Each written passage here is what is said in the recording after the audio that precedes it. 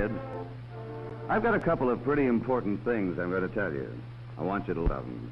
And I sure wouldn't want them to get into any trouble. More than your parents would want anything to happen. That's what I'd like to talk about. Getting into trouble. You've heard your mothers and fathers talking, or seen in the newspapers, about things that happen to other little boys and girls, haven't you? And their mothers and fathers never saw them again. I know you wouldn't want to do that to your folks. But sometimes boys and girls forget what their parents and teachers tell them about strangers. And there's always the wise guy who thinks he knows it all.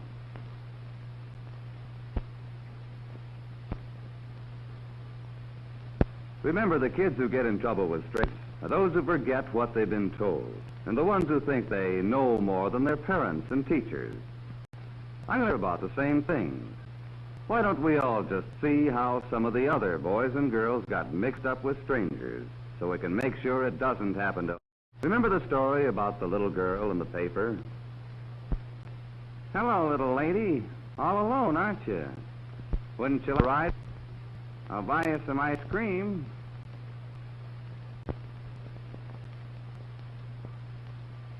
Well, nobody ever saw her again. It was in the headlines and on the radio. You probably heard it. The police believe she was kidnapped. They have no clues to the identity of the stranger in the shabby car. Nobody thought to take the license number of the car. And if you see any little girl... That's the way it happened.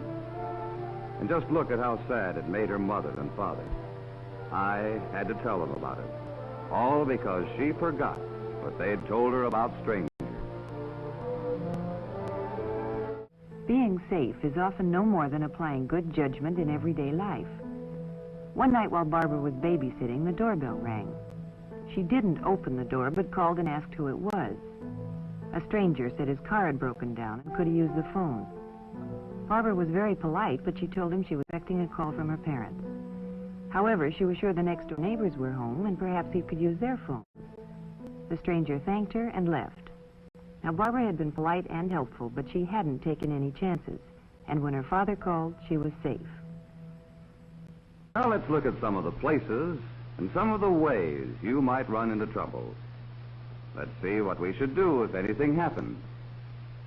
Here's one, lonely alley.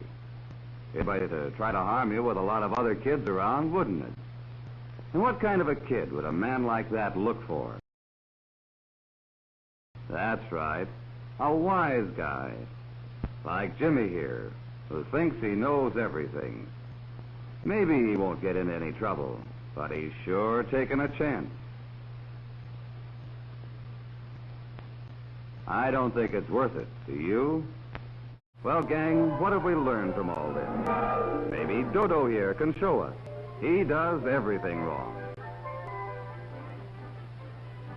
If Dodo meets a stranger in a lonely alley, he just goes right along with him.